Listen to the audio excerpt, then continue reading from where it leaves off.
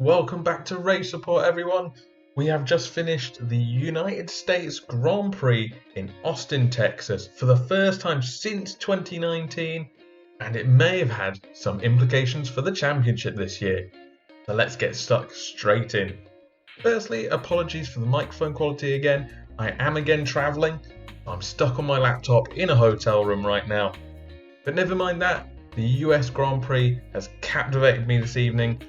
And we came into the Austin race with a huge crowd, possibly the biggest I've ever seen there. They said it was something like 400,000 people. Massive, inconceivably massive. It's brilliant to see. Coming into the weekend, we did know about some engine-related penalties, namely Russell, Vettel and Alonso all dropped to the back of the grid for taking full engine penalties. Bottas also dropped back 5 places. He just took an internal combustion engine, his 6th of the season. That definitely affected quali, with some of these guys actually giving toes to their teammates or down the long straights. That was actually really cool to see. However, it did not help Lance Stroll, who was the shock in Q1 going out. We saw both Giovinazzi and Russell go through to Q2, always great to see. Q2 was fairly regular, but we did see Yuki Tsunoda get into Q3. We've not seen that too much this season, so that was really pleasing. But in the end, it was our usual battle for pole position. Verstappen ended up winning. He was on pole for this race. Behind him was Hamilton, and then Perez followed up in 3rd. Tyre choice was mostly mediums. However, we did see Sainz and Tsunoda start on the soft tyres rather than the mediums. They were the only two to do it. Everybody else started on mediums. In the race, everybody got off the line really well, and Hamilton took the lead into turn 1. There was a bit of a ding-dong battle where Verstappen moved right over to pinch Hamilton off the line, but then Hamilton moved Verstappen over as he was on the inside of the first corner. It was a great battle between two very skilled drivers, and Hamilton won out this time. Down the field, there's also a massive fight between Sainz and both McLarens. It went on for a good few laps as well, Ricciardo coming out on top in that fight, where he was in 5th, Sainz ended up in 6th and Norris in 7th. We also saw a big touch between our two Canadian drivers, Stroll and Latifi. They both fell to the back of the grid as a result as well. In our first stint out in front, it was very clear Verstappen was the faster car. However, he was behind Hamilton and he stayed within 1 second for almost the entire stint. As a result, Red Bull did pit Verstappen early, came in on lap 11 to try and undercut Hamilton. He ended up rejoining in 5th but had no real problems moving through the field. One man who did have a problem moving through the field though was Bottas. He was a tiny bit off the pace in qualifying, and with his 5-second penalty, it dropped him down toward the back end of the points, and he really didn't push on from there, honestly. It wasn't until much later in the race where he started picking up places. Anyway, back to the front of the grid. Red Bull used a very smart strategy call to pit Perez soon after pitting Verstappen.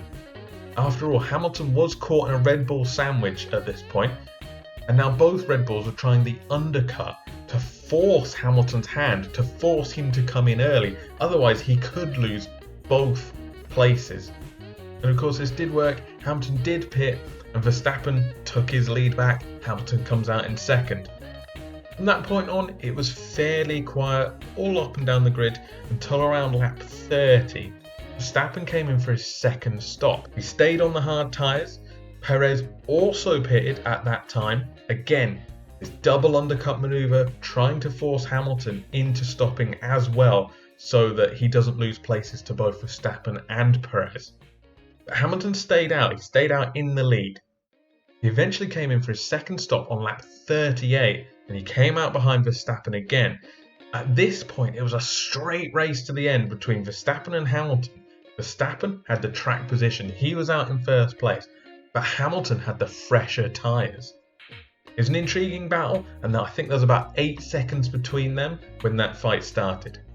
Going on around that time as well, there was really great fighting, multiple lap fight between Sainz and Ricciardo again for 5th. They'd gone at it at the start and they were going at it again. There was a little touch and a little bit damage done to Sainz, But it was just a racing incident. The two carried on. I think Ricciardo won that battle and came out in 5th, and then Sainz had to defend from Bottas, who was cruising up to that battle as well. The race ended with a very tense last 3 laps as Hamilton tried to charge down Verstappen, eating into that lead the whole time, but he just couldn't get it done. Verstappen held on. Verstappen had enough left. He didn't get his man. Verstappen wins the US Grand Prix from Hamilton, and then Perez comes home in 3rd. This extends Verstappen's championship lead and actually closes the gap between Red Bull and Mercedes in the Constructors' Championship. Obviously Mercedes are in 1st due to Bottas mostly doing a better job than Perez, especially in the earlier part of the season. But now Perez is starting to do a bit better than Bottas in this later part of the season. We might be able to see a change there as well. Overall, the race was pretty quiet for what we've come to expect from the US Grand Prix. Usually we see a lot of on-track overtaking, and I don't feel like we got that this year. It was very intriguing from a strategic battle, as it always is, and the constructors' battles between Red Bull, Mercedes, and then lower down you had Ferrari and McLaren as well going head to head. Those were fascinating, brilliant battles. But outside that, you didn't really have a lot going on, unfortunately. For my driver of the day, I'm very conflicted on this one, I must say.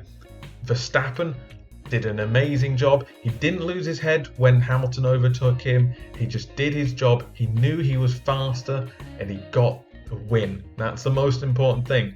But likewise, Hamilton, he did everything he could. He did everything he had to do. He got the lead off the line. He hunted him down at the end. He just couldn't get him. So he also had a great drive.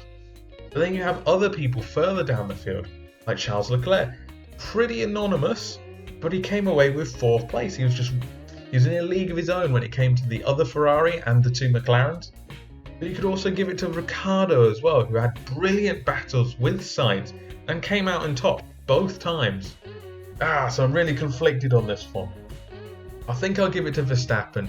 He deserves it. He came away with a win, and he's also going to come away with my driver of the day.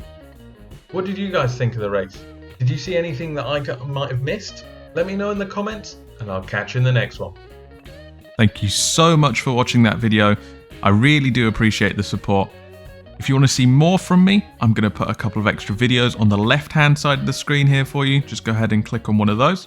On the right-hand side of the screen, I'm going to put a subscribe button. If you want to support me and support the channel, I very much appreciate it. Thank you.